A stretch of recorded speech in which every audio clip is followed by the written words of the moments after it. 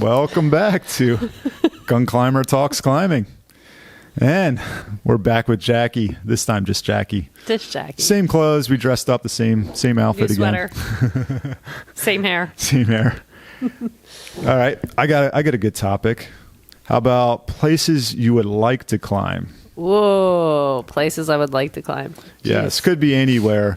We should probably do U.S. and then also anywhere in the world.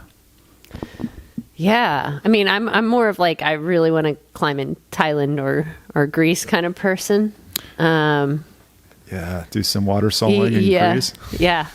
It's kind of funny because like, don't have to convince me much to go anywhere in the United States to climb. So, well, where have you been to Yosemite before? Have you climbed Yosemite? I have not climbed there, so I definitely want to do it. Definitely been to Yosemite. Yeah, right? Yes. yeah. So I think like the fun. It's beautiful, and that's like one of the big challenges I think sometimes of like being a female climber is just finding somebody who's like willing to do that sort of like endeavor.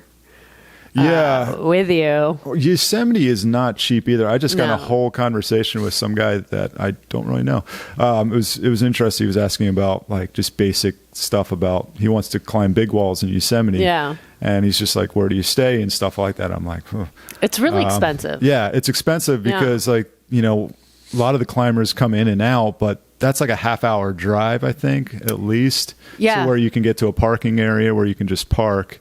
So, I mean, that's a lot of gas, you know, coming back in and out every day. Because I know Seth was doing that for a little bit, and he's just like, I just can't do it. There's so many other areas where I just don't have to pay for, and it makes it so much cheaper. Yeah, the traveling's what kills him, you know, in his big van.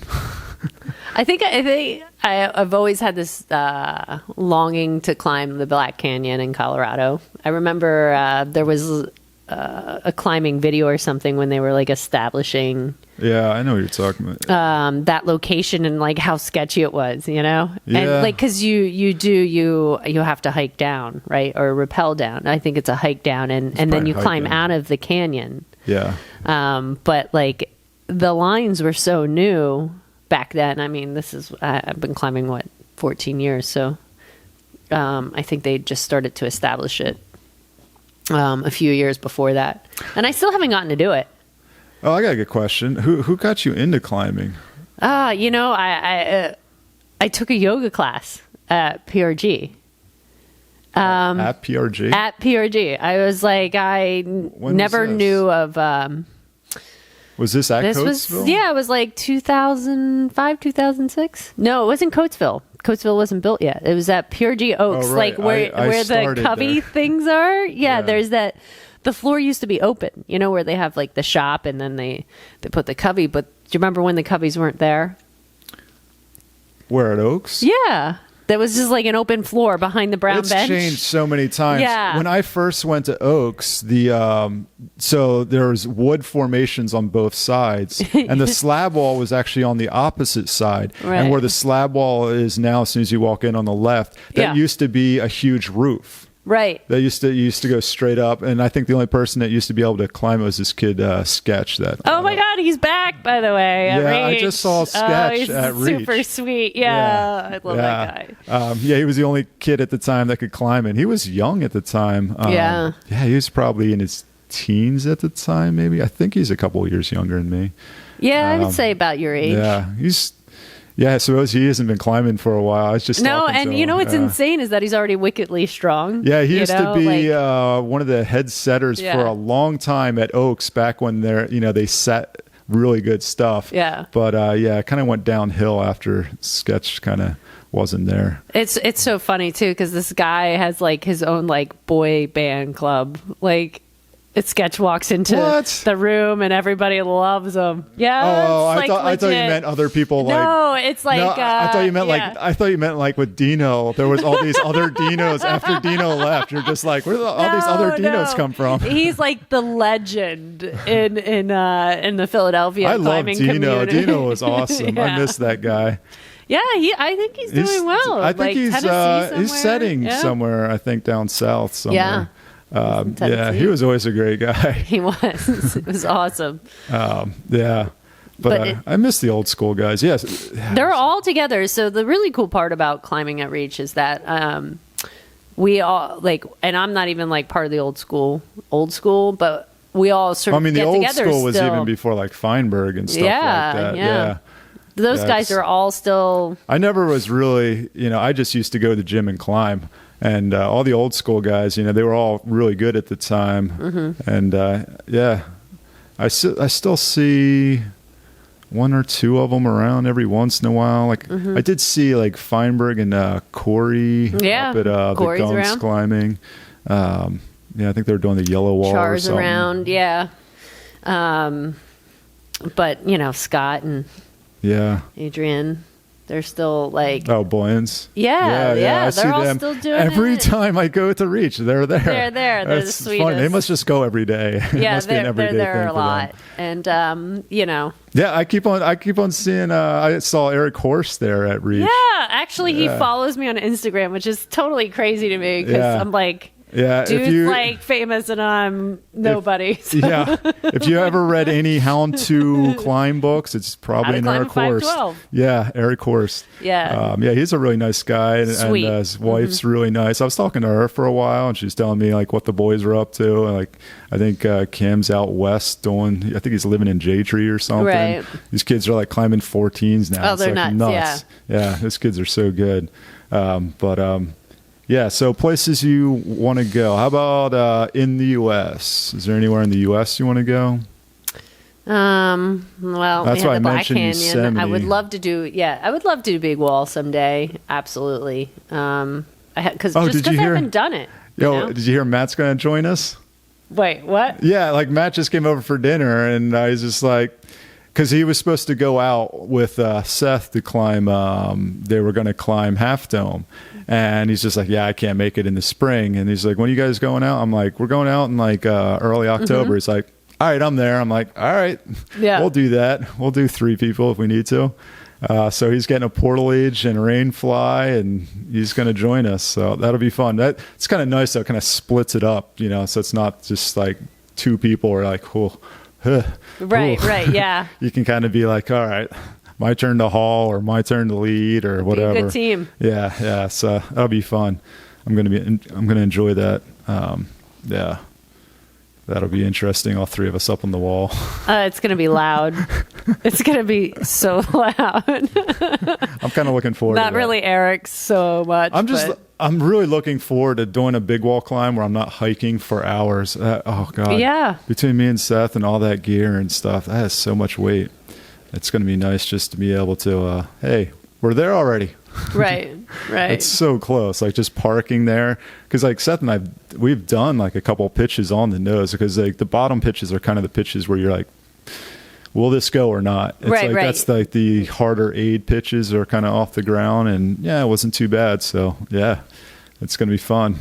It should be a good time. We still don't know how we're doing the beginning. Yeah. Okay. Yeah. Just get Matt to do it. It'll be fun. Well, no. So the beginning, you go up to something called the sickle ledge, and the sickle ledge is up. I think I have a rope just long enough to come down.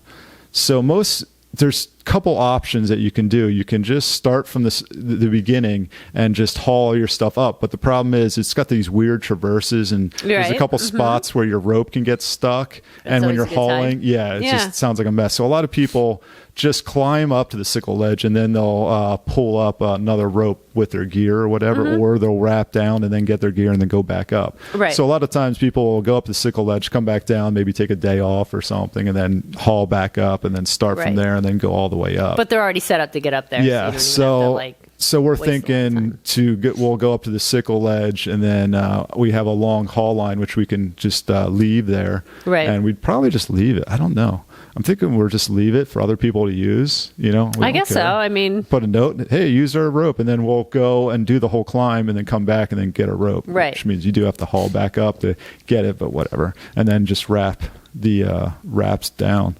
But yeah. So how long will that take you? Probably a long time, especially with 3 people.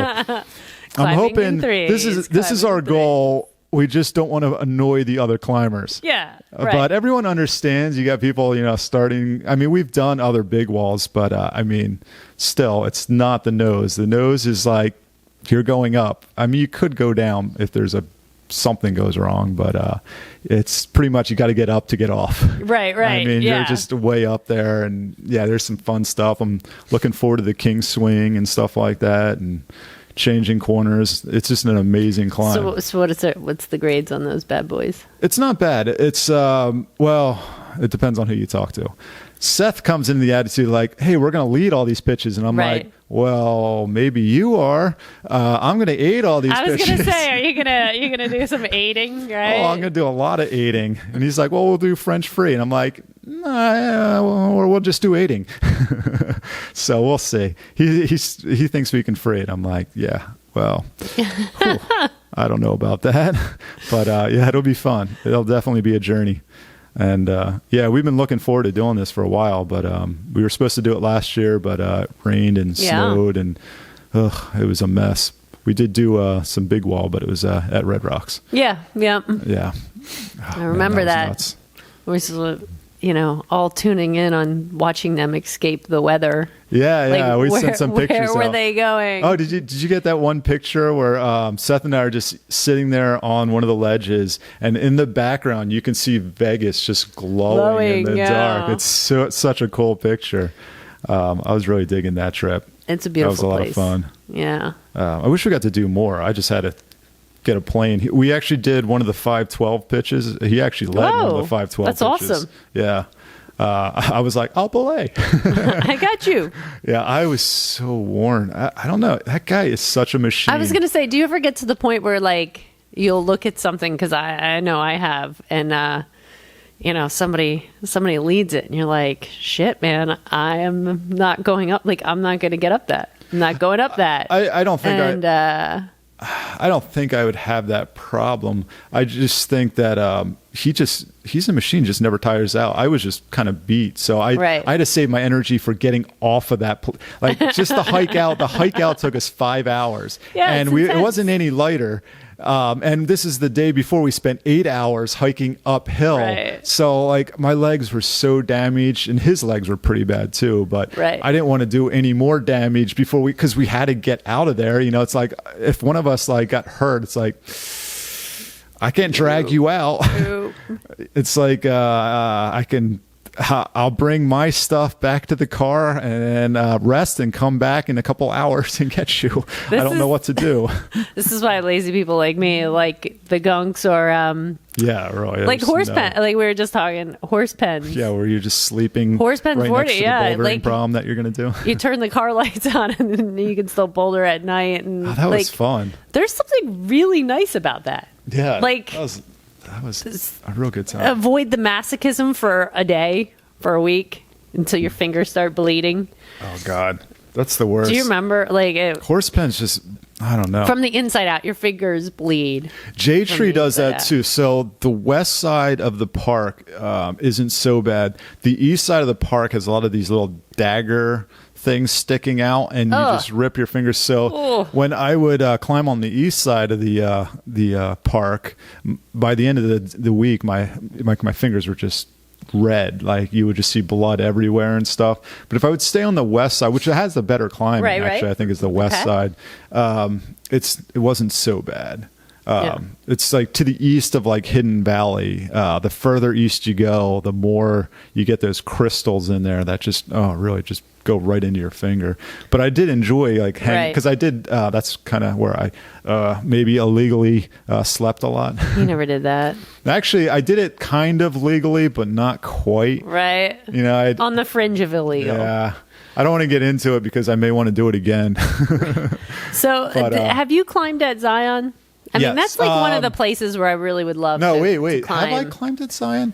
We went to Zion. We were going to do, so we went to Yosemite, and Yosemite was a wash. Right. So we went to Zion, and we were thinking like maybe we'll just do Zion. Zion has a fragile rock, and you have to have like a window of like it can't rain from this point to this point. And we hit like rain, going to rain. So we were Okay. like, going to Red Rocks is where we're going because it was not raining there. Because Red Rocks is the same way. If it rains at Red Rocks, sometimes you just can't climb, or they tell you not to climb. Right, certain right, areas. I remember one year they were telling us not to climb one area, and we're like, oh, all right. So we went to other areas. Yeah. Certain rock isn't as bad, but some of it will really crumble Yeah. if it gets wet. So, yeah. It's desert rock. Yeah. But no, Zion. I don't think I did any definitely would serious love climbing to at climb Zion. I would love Zion to at go some just to point. Zion to do the big walls, even Like by myself. Angel's Landing area, that kind of stuff. Yeah. Yeah, I would even rope sole some of that stuff. Yeah, especially aiding. I don't think it's that bad. I don't think I could do it on. Rope soling. Yeah, you got a rope. Yeah. all good. Yeah. Obviously. No, it's not that bad, actually. It's the same thing. It's pretty much if you're aid climbing. So if you're aid climbing, you have someone belaying you, and as you go up, you're aiding. So you're in this stuff, and you reach up, click in. Exact same thing as if you were doing it by yourself. You're just feeding out enough rope, but you're aiding, so you're on something. As long as those pieces don't pull out, then your gear would catch. You usually use a gree-gree when you're aiding, because you don't need to use any crazy belay device like I do. I use the Revo, and you shouldn't use a Revo. Use a silent partner, everybody. I just can't get one. I don't find have it the money. interesting, like, not to like get off the topic, but like, all right, gym politics are intense sometimes. And like the whole belay device and what device and all this stuff, like, can we not be babies about this stuff? Sometimes it's, sometimes it's just the way it is. Like, I've seen people go to war over like Well, yeah, Corey. Gree-Grees They or actually. ATCs. Corey got yelled at Reach Sweet. Why? because we always hold open Yeah, hand, the old school. Yeah. way, The old but school way. They wanted the new, the new Yeah. one. I was showing Corey. I'm like, it is easier doing it this way. It's much he was safer getting- and easier. Yeah. Yeah, he was getting aggravated. He's just like, I want to hold the rope. Like, listen, I have total empathy for it. So it was interesting when I was at Gravity Vault, we had to teach our competitive kids how to leap You want belay, to teach right? these kids right, but the problem is we've have to done it teach them so right. many years Right. that it's hard. If switching things after so many years is a little dangerous because you're doing something new. We're used to you the don't old think ass about it. Gree-Gree 1, right? Like the Gree-Gree 1 was designed to really belay like that. Like Yeah. the way Yeah, the and other ones so were kinda when they more came set out up. with the 2, it's not quite as conducive, right? Because it's more compact and it's meant to give some friction on these like smaller, thinner ropes, right? So the idea, I think, for Petzl, and I could be wrong, was that our ropes were getting thinner and thinner. And so like the Gree-Gree 1 became way more dangerous because of that reason. And so the Gree-Gree 2 sort of like compensates for that. But even still, it's like the ATC war, and I partly blame PRG for this. It's like, Yeah, I don't know why they went the opposite It's way. like- They used to use Gree-Grees, Yeah. and they went back to the I ATCs. had to lead test But on I like a Gree-Gree. ATCs, so. And well, so I don't. I'm total like I'm got like issues with my whole feeding technique on the ATC, and so because I'm like the way I feed on the Gree-Gree is super smooth.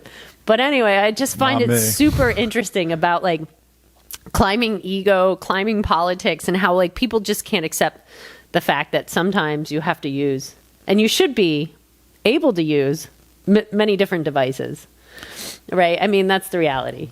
Yeah. To be a good I climber, mean, you should use an ATC and learn it on an ATC I because it's just agree. easy because you need a wrap, and you can't wrap off a Gree-Gree unless No. you wrap same time, off of each Right, end, which is right. very dangerous. I think that's how Brad Goldbright died. it is. He They, wrapped off his rope. Yeah. Well, they both. Simo. Luckily, the other Right. guy fell onto a ledge, or he would have been killed too. I mean, I think that's commonplace, and that can happen. Yeah. It's tying in, Yeah, tying I knot mean, at the things end can of the happen rope. in climbing. There's so many things that can Right. happen. Like when we're doing big wall, there's so many ropes and stuff going all over the Yep. place that you're always double checking. You're like, am I even still tied in? You're like double checking. Yeah. Like, am I on? I'm clove titched. Okay, good. I'm good. Yes. Yeah. I think it's a common syndrome that we get a little too comfortable at times with everything going on, that we forget to just keep checking and rechecking, and like we walked the ledges like that old school climber died like a year or so ago, just walking the GT ledge. Yeah, I've done that a million times. Yeah, and everyone's like, do. why are you walking unprotected? Well, come on, everybody does. Yeah, like, you shouldn't, but then again, you shouldn't do anything I do. Yeah. If you ever see me climbing, probably don't do it. Yeah, just look away, Renee. Yes. It's just not. Dave was the best. Like, climb with Dave and Matt, and Matt's like pretty crazy. I have no doubt. And like Dave's unattached at the top, the wind's blowing him. Matt's like, huh, and Matt's getting upset. If you're upsetting Matt, you're doing something really wrong. That is for sure. Oh man. But I do. I think like it's just very commonplace for us to forget ourselves sometimes. Like we take for granted the process and the system, and it's like even just down to like single anchor, personal anchor versus locking beaners versus like I use locking beaners and I get made fun of, but it's like I know when I'm cleaning an anchor. Actually, I always I've totally switched over since I've been doing a lot of big wall stuff. It's just easy to use, especially I use the twist open, the ones that are really easy to open. Oh, yeah. I use those for everything now because they're just safer than using a normal beaner when you're doing big wall stuff. Right. And the only problem you have to deal with is maybe a little heavier, probably adding a little bit of weight, but it's just nice to have that safety of at least, you have to twist it to lock it on. But when you're eating, you're reaching up for stuff, and if there's a bolt, say you would twist in, it's locked. You don't have to worry about it accidentally coming undone. Even though the chance of a normal beaner coming undone is very rare, but it's still nice to know that, and it's easy to twist. Right. I mean, I have the ones that are real easy to twist, and you clip and that's it. So, and plus they're smaller. The ones that I have are lighter. I'm just hoping, they hold up to the correct amount of weight. And then people are worried about, what is that called? Cross-loading. Yeah. So if you're cross-loading something, it's like, how often does your beaner actually do that? And it holds a lot of weight. It really does. It does. Yeah. I think it's like 22 kilonewtons or something like that. I even know. I'm not right. I should really research some of this stuff, but it's usually that's what they're rated at that angle, and that's pretty good. But things could go wrong. But all these things where it's like things could go wrong is guys like smashing things to death, experimenting, like pulling on things until they fail, and that's how they figure out. Right. But in real life situations, these things don't usually happen. Maybe unless you're Feinberg, didn't he blow? Did he break something? Yeah, he broke something. I forget what it was. I don't remember if it was like a nut or something. He nuts are nuts could blow, especially if you're using the real small ones. Yeah, they could blow easily. Was he trad or aid? He was doing, what was it? Not ozone. What's the 513 him and Char were working on? They were tradding. Ozone now is a 13. It used to be a 14. Yeah, so they were doing that over the summer, and all that projecting, I think, like falls and everything. It just they probably had one fixed piece gear. Just blew. Yeah, they probably had fixed gear in there, and I don't think they pull it out. They probably just leave it in while they're working it. Yeah, because not many people are like, "Oh, it's going on ozone today." Not until they're done. Yeah, not until they're done. Yeah, unless there's other Feinbergs out there, and I think everyone's just like, "Yeah, whatever," Because there's a lot of times where, what's that one in the Nears? Oh Jesus! Right at the beginning, the huge roof. Yeah, I don't remember. Oh God, I'm totally drawing a blank. God, I should know that. Damn! Right at the beginning of the Nears, there's a huge roof, and a lot of times you'll see fake skier because people are working it or whatever, and then they'll pull their gear after they're done or whatever. But I'm pretty sure they pulled it out each time they ended their day. Well, a lot of times they do, but sometimes people leave it up, and sometimes you just get stuff stuck, and you're like, "Well, I'll leave that in for the next person." That like legit happened. I poor Carl. I was following Carl in this 5.9 crack, right? And he's like, "This piece isn't mine. I'm going to use it." And oh, you try to pull it out? No, forever? So I thought that I had gotten to the piece that was stuck.